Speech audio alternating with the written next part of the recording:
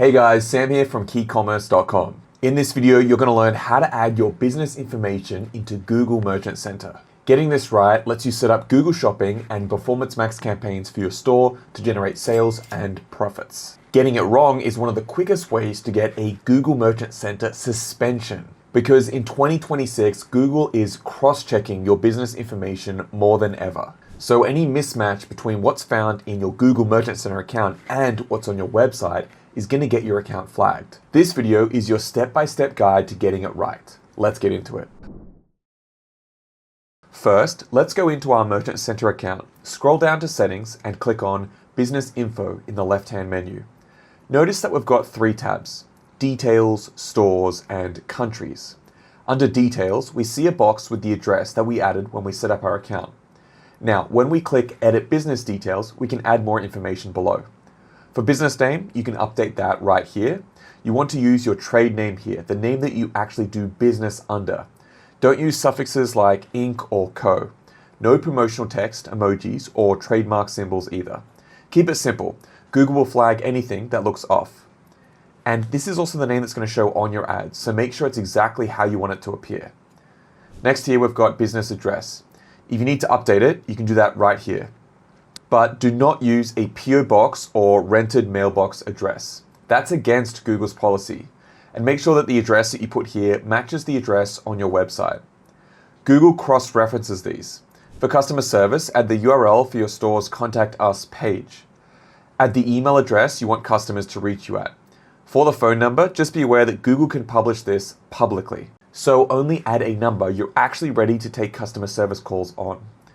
You can also indicate whether you offer live chat or a chatbot, and set your preferred contact method. Now, this section isn't mandatory. Google already looks for this information on your website. So technically you could skip it, but I'd strongly recommend that you don't. Google can make errors, and those errors can lead to a suspension. As I've covered in this video, which is part of our free Google Shopping course, Google takes your transparency as a business very seriously. It wants to see that you're clearly reachable by shoppers. Making sure this information is correct, both on your site and here in Merchant Center, is really important. We've seen hundreds of businesses neglect this section and end up with a suspension because of it. Next are your business identity attributes. If you, as the store owner, identify with any of these, make sure to turn them on.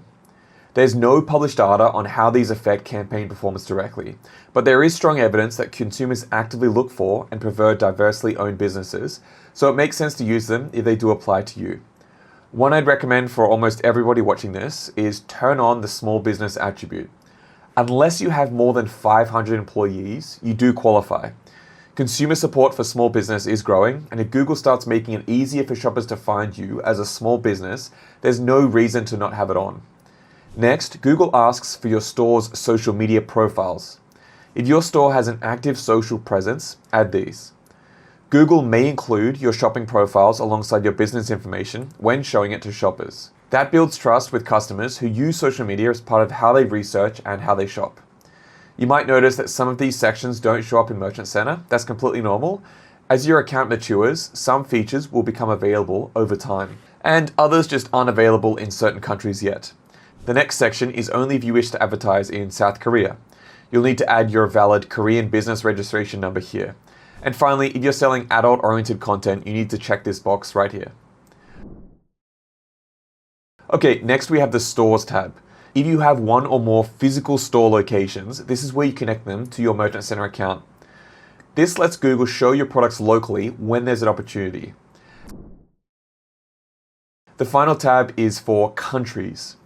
Now, you don't need to add the country you're actually registered in, but it doesn't hurt if you do either. But if you're ready to start advertising and shipping to other countries, be sure to add them here. And that's everything you need to know about business information in Google Merchant Center. This video is actually part of our free Google Shopping course. In the next video, we're going to cover how to set up your shipping and return settings inside of Google Merchant Center the right way. Link is in the description down below. And if you'd like help to scale your e-commerce store to 6 or 7 figures by experts that have done it before, come join us in the KeyCom Academy. We'll answer all your questions, review your account, and help you scale your e-commerce store and give you everything you need to avoid the mistakes that cause stores to waste budget without getting sales, or worse, get suspended. Link is in the description, guys. Thanks for watching, and we'll see you in the next video. Bye for now.